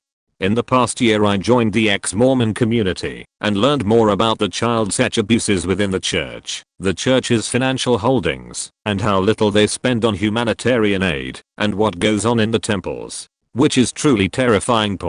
If anyone wants to learn more, I recommend visiting Scientology.org, the ex-Mormon subreddit, and new name Noah on YouTube. And if any members of the church are thinking about leaving but need help, my inbox is always open. Langmark. It's a tricky one to catch, because the first course they offer is actually fantastic for personal growth and getting over all those things in your past that are holding you back. For example, if you're shy because you struggled to make friends in school, then you're letting a child determine whether you, an adult, should have relationships with people. Realizations like that can change your life. The problem comes when you do their advanced course and the seminars. It's all about sharing these things with other people so that they can do the course themselves. The value you gain yourself drops off really quickly and it suddenly becomes a marketing exercise. There's also a slightly sinister side around who is given the opportunity to share their problems and who is summarily blocked from opening up, which can be a traumatic experience because these people don't mince words. PM me for more, or if you're involved yourself and want to know what's coming. Edit. Realized I didn't actually answer the question. I had my suspicions in the second course, but realized it fully in the third course, when there was little meaningful material, and it was almost entirely about getting other people to do the courses, which are in the region of £500 each. When the Honor Academy sent myself and everyone else on a retreat called Emotionally Stretching Opportunity of a Lifetime, which they openly associated with Navy SEALs Hell Week. Sleep deprivation, exposure, constant difficult exercise, humiliation, and psychological tactics to wear us down for a week, supposed to trigger a breaking point. Just seemed like a weird activity for what was supposed to be a year of pursuing God. A separate incident, the leader said something that sounded off to me, something about how authorities interpret the will of God, and so given the choice between following our own interpretation of scripture and following the leader's interpretation, we should choose the latter, because that's what God wants. I stepped out to process that and someone in the upper staff physically forced me to go back in and keep listening. The last straw was when I found myself tried like I was a criminal for being alone with a woman without another person there to keep us pure. We were all adults, by the way. They kicked me out to save her from me. She left shortly after, but was not allowed to contact me. Years later it came out the leader had skipped a court date for essentially stealing money from a charitable organization. So much for all that stuff about integrity. There have been worse cults out there, but Teen Mania definitely still counts.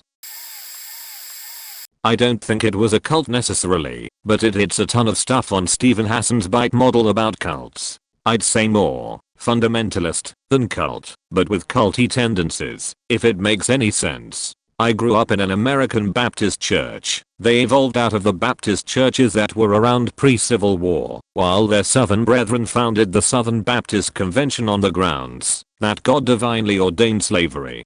The American Baptist churches are supposed to be more liberal than the SBC, but I can remember, in one of my early Sunday school classes, maybe 2nd grade or so, the teachers came in and told us the government had banned the Bible, and we had to give them our Bibles. So we all did, confused, and then they told us to start writing all the Bible verses we could remember, that we had to preserve God's word even as the government tried to destroy it. So we were all trying, and then they'd tell us things like, no, that's not the whole verse, or you've got words wrong on the verses people were writing, and they were spot checking, and they kept urgently telling us we had to get the whole Bible down or everything would be lost, and that we needed to do this for ourselves, and for people in the future to know God. Once we were all in tears, they told us it would be okay, and handed our Bibles back to us, and that the government hadn't banned the Bible, but they could one day. Bullshit. And this sort of thing happens all the time in other countries. Bullshit. And this is exactly why we needed to try even harder to commit more scripture to memory. We all totally believed it. Bait and switch lock-ins. Basically, you'd convince people to come for a sleepover type thing at church with the promise of video games and pizza overnight. Then everyone gets locked in the building, and after a few hours it's time to put the fear of hell into people with fire and brimstone sermons. Then kidnappings in youth group, where they would drive around and kidnap people's friends to bring them to church for youth. I put kidnap that way because people were never physically forced against their will, but still coercive and creepy. Point church camp, just church camp. Imagine you're out in the middle of nowhere, and the next town only got a Subway as its first fast food franchise a year previous. There was, at the time, no cell service there, and I'm unsure if there is now. We were then kept up around 18 to 19 hours per day with every activity prefaced with prayer, small groups. This is where I was told Hitler was in heaven, because once saved always saved, different church services, and constant pressure to be born again. They like to call it a mountaintop experience, because you were surrounded by fellow believers, and did nothing but worship God, but told us once we were in the valley, that is the world, we'd be tempted, and start to lose our strong faith again, and we needed to not do that. They pulled out every emotional manipulation trick in the book during the week of church camp, all on top of the sleep deprivation. A religions to beware of class was mandatory 1 year in our youth group, filled with inaccurate information and scaremongering. Point the time I asked a theological question in Sunday school, I was kicked out, and then they had my mother tell me we were never to question such things. I forget what it is now. They had Drive Kent Hovine there to do a 2-night, 8-hour seminar to debunk the lie of evolution. His PhD is from Patriot, a trailer place in Florida that boasts how it doesn't have worldly secular accreditation. This seminar was before Kent did a mandatory timeout from society for tax-related crimes, courtesy of the US government. Point we were highly encouraged to not listen to any non-Christian music, and the pastors encouraged members to write to the Family Channel, now Freeform, about how the Sigcom Sabrina the Teenage Witch wasn't good or moral, and how our families didn't think witchcraft was a good family value. I can only imagine how they would have reacted to Netflix's chilling adventures of Sabrina. Point when I converted to Catholicism at the age of 22, I lost every friend I had growing up in my church, because I was not a Christian any longer in their view. Only a third of my Facebook friends though, because fortunately I'd met a lot of people online over the years. If I hadn't, my entire friend social net would have been gone. My aunt got an invitation the next year to the wedding of a guy I'd known / played with / been around since we were less than a year old in the church's daycare, and that was how I found out he was getting married, because I didn't get an invite. My aunt tolerates my presence at family holiday gatherings, but has never forgiven me for converting in a decade since. I still don't have any contact with anyone I grew up with in that church. The associate pastor, after the senior pastor left, went through an effort to amend the church constitution so he could be elevated to senior pastor, and did so by purging the membership rolls of those who didn't come often enough or tithe enough. Basically, they'd never have enough people to hit a quorum for a vote at the quarterly church business meetings, so he slowly drove out everyone but his supporters so they could hit the quorum. He later left, but did become senior pastor before he did. I've heard that they've got a new pastor now and are growing again, and now his supporters / the remains of the people I grew up with are the minority of the church's population. Strangely, they were totally cool with Pokemon cards, and only one woman thought we needed to burn a copy of a Harry Potter book donated to the church rummage sale. I had a coworker invite me to his church a few years ago, and I had a low-level panic attack where I managed to politely decline because I was busy that day, and then went to my office, shut the door, and sat there for a while trying not to hyperventilate. I was in a relationship with a girl that tried to convert me into their church. I've never been a religious person and was never too interested, but the more she talked about it and the more I researched, the clearer it became to me that this was a cult and that it's pretty faked up. This was about 7 to 8 years ago when I was a teenager, so my memory might be a bit fuzzy, but from the top of my head this is what I remember finding out. Women have to wear long skirts, they have to cover the knee, the leader of the church speaks to God directly and/or is the chosen one. Several sexual assault and rap accusation on minors within the church by the aforementioned leader. The guy apparently had a thing for taking the virginity of underage girls he deemed worthy as it is God's will. Insane collection of money as offerings towards the church. Life of opulence and luxury for the leader of the church and his family, with several properties across the world, including the Us Point Church founder apparently had a vision in which God manifested himself to him and made him start a church. Political ties and corruption within the country. The people inside the church tend to be fanatic to the extreme, to the point of congregating thousands of people to catch a glimpse of their savior. I shared all these concerns with her, but sadly she wouldn't budge. She did concede some things looked bad, but that her whole family was inside the church, and that she wouldn't go against them. Leaving the church means basically getting disowned, and no longer being a part of your family.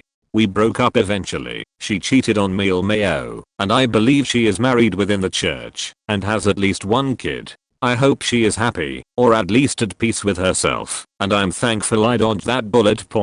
If anyone wants to know anything else, just ask and I'll dig around. Sorry for formatting, I don't usually write long replies. Ex-Mormon here. I left because I'm an atheist, but years later I read up on church history. Man, there is so much shit that is straight up alarming. Then you have to think about the church's authority structure. You're taught to ask questions, but you discuss them in private with your bishop, pastor. When he doesn't have an answer, he tells you you need to pray more for guidance. If you don't believe, it's your fault. You find out people are excommunicated for ridiculous reasons, like pointing out the church lied about X, Y, Z in a public manner.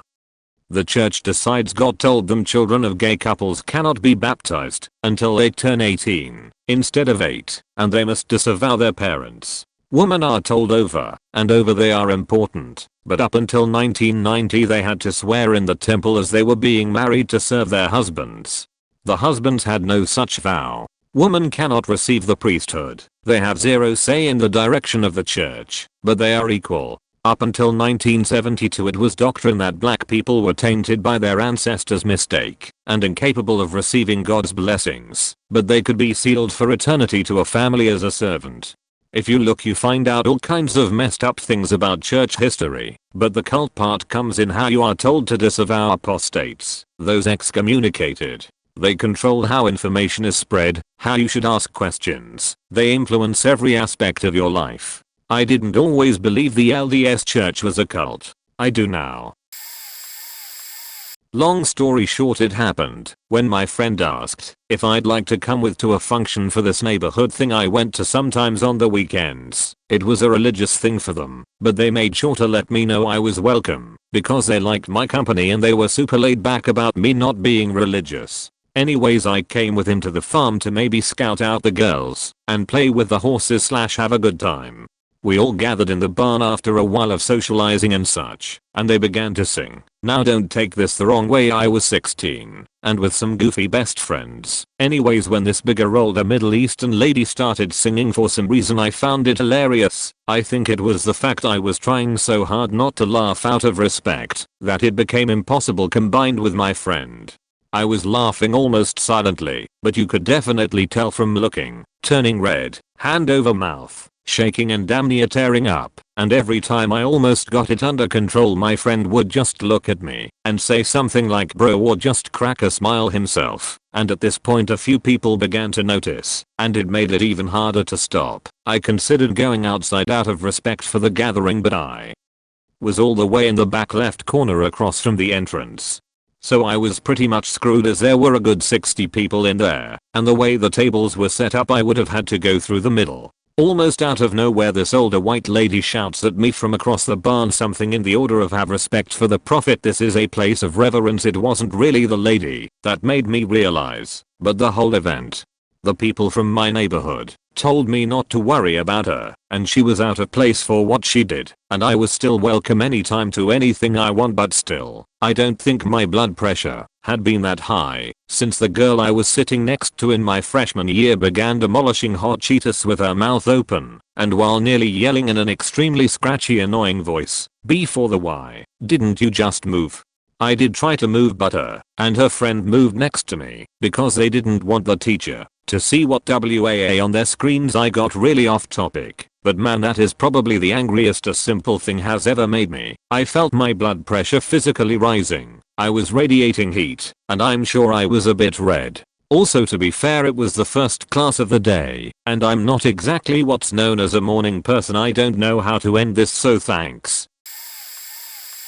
When I was in college I was kinda into the metaphysical stuff. I still find it interesting. It's all kind of like a LARP to me, I guess. But I've been in a few cults because of it. Usually they start out innocent. There was one where I actually kinda faked up, though point I met a guy in college who was really charismatic. He HD a bunch of tall stories about his life and things he's done. I have this philosophy, don't think someone is a liar until there is a reason to question it. Now, we will call this person Raggi. I introduced him to some of my spiritual friends and we all got along great. Raggi quickly becomes our leader. He was strong, charismatic, older than us by 4 or so years. He started convincing us that we were old souls of ancient myths, archangels, forgotten gods, that kinda shit. Specifically, one girl was like a goddess of creation. She had a lot of mental health and physical health issues, and he told her that was because her soul was too powerful for a body or some shit. She kinda became a figurehead. We will call her Alyssa, because fuck it, that is her name, and I never liked her. She became our supposed leader, but she was a puppet for Raggi. She did what he said, and we were supposed to worship her. As stated, I never liked her. She was the epitome of annoying. I've posted about her before, actually. A 36G who was uncomfortable when people weren't talking about her tigs. Anyway, at this point I was kinda aware that Raggi was dangerous, and so was Alyssa. But I was worried about my friends and guilty for bringing Raggi in on it. He started getting weird. He was, at first, supposedly the angel of death, as real. But as time went on he would decide he was more powerful angels, Michael and such, until he was, in fact, the Christian God himself. Meanwhile he was preaching about the world needing cleansed. He didn't like LGBT people, stuff like that. He would use his influence and his lackeys to have sex with people, in the cult and otherwise, claiming sometimes the intimacy was required for rituals, or healing them or some shit. He had a girlfriend through all this. I really don't like cheaters at this point. It may be relevant to say that Raggi was really into guns and the military. Still tells people to this day he was a Navy SEAL and shit. He wasn't. Obviously. At some point it got too much for me, and I publicly called Raggi out. I remember saying something like, "If you're an angel then why do you cheat on your girlfriend any chance you get?" He didn't like that. The culmination of that night was Raggi convincing Alyssa to say that my soul was corrupted and needed to be destroyed. That was my oh shit moment. I hadn't been buying into this shit for a while now, and was just trying to get my friends back, but that was the moment where I was no longer safe. I had to jump ship. No me, but an ex. She was a person who had over the course of several years with me improved her social anxiety and a lack of confidence, but also increasingly demonstrated serious anger problems, and became violent and abusive, then apologetic and sweet in between outbursts. At her worst towards the end she would hurt or threaten to hurt me, the pets, or herself to get what she wanted. I think I got depressed, and just felt trapped. She did seem to be looking at ways of getting better, and as part of this did an avatar course, which seemed to be a kind of new age self-help, confidence type thing. Costly. Then she started getting pressure to go to an interstate one. Went. More expense. I was the one paying for it all by then. She didn't earn enough point. Around this time I started seeing material lying around. Some of it seemed okay, self-help, but as you went deeper, it started to feel cultish. There was hints of the kind of larger universal consciousness theme that seems to pervade all these New Age's beliefs, but with a structure and mythology somewhat like Scientology. Point by now she was pressured and desperately wanted to got to the USA course. Master or something. Point probably after that was booked. Maybe $12,000 on my credit card. I read some more higher level material and frankly it was nuts. Think all that Scientology type stuff with thetans and aliens and shit. They want to connect with some greater galactic consciousness, so I started googling about Avatar being a cult. I realized it basically was. They had all the words for the people who try to convince you it's bad or a cult in the literature. I can't remember what it was, but the upshot is they already prepare the members to reject any person who tries to advise them against it, so that didn't go well. I actually started to see implications that the members are coached to get funds for the very expensive courses from family, partners, friends. Some of the photos on her Facebook showed her hanging with course people. One was a kid only like a year or two out of school, 19 maybe, son of one of the big dudes in the cult. Nothing crossed my mind. She was on the final stretch to 40. She comes back and she's with this kid. I felt like kinda weirdly insulted that she didn't cheat on me with an adult. We split and one day, when she felt guilty, she paid me a couple thousand towards the probably $20,000 I had paid. Then the next day, her guilt assuaged by her generosity, asked for it back. Lol. No point anyway. Avatar is a cult. And I feel a bit sorry for this kid. She was violent and abusive. I fear he was partly selected as a more pliable target than I was. I was once attending to a psychologist. Decent guy, owning and running a school. Also not charging me despite my family always wanting to pay him for his services. After college he hired me to work for him. Worked for him non-stop 3 months not getting paid. But it was okay, because he didn't want money for his therapy sessions. He opened a school in a different city. I went there to work there, and shit hit the fan there. He wasn't paying these people either, and they were taking money from their parents to survive. His main base of school was on his payroll, and they were his disciples, which they were doctrinated by a following of Engram belief. They opened up after I was hired, and whenever I tried to talk about work they were accusing or greeting each other with their Enneagram personalities, i.e. hi 7 to 8 or this is so you 3 2. I tried to play cool and decided maybe it was a passing fad. The more I was involved the more they became erratic. Learned that the guy wasn't even a psychiatrist. He lied. He scammed his partners nearly $1 million and blamed everyone for his mismanagement. Even telling that our country education minister was a rapist, which there was no accusation or trial or anything, and only he alone knowed that. And all of disciples believed him. I quit immediately, but he called me wanting to talk one last time. Went to his office and he started raving about how I tried to kill him, steal his school, harassing the girls in office, how I was Judah and he Jesus. We were alone in his school and boy was I sweating after realizing the mistake I've done. Played it cool, didn't feed his temper, walked out, never returned. He tried to use my therapy confessions, but my dad is a powerful man in our area and he simply implied he could slip while walking and accidents could happen to him. Sad about the others who they catch in their nets though. Bluff. I'm fascinated and confused by people in cults because I'm too cynical to follow anything without asking questions. These stories are interesting. I can't imagine how anyone can't see they're in a cult. I think I'm way too cynical. I grew up Southern Baptist and as early as 10 or 11, I was like alright, so my parents told me Santa wasn't real, but Jesus sounds just like Santa. I bet he's not real either. It was pretty much downhill from there. I still played the good Christian boy because my church had nice people and I got to play with friends that didn't go to my school and the carnival or cookout events were fun. So I kept up the belief because I was afraid if I told my parents I wouldn't be able to play with my church friends anymore. When I entered high school, I saw a few of my church friends there and wasn't afraid to tell my parents that I no longer believed in Christianity. Mom exploded. Dad was like, I figured as much. You're way too curious to be satisfied with the answers your Sunday school teacher gives. I'd disrupt class asking sheet like, why do people have to be close to dying to see heaven? Why does my 6th grade teacher only catch the Holy Ghost in church but never in school? Why is Jesus a baby in the story, then all of a sudden he's a grown up? Is the Bible missing some stories? Why doesn't God make paralyzed people walk again? I thought you said he can do anything.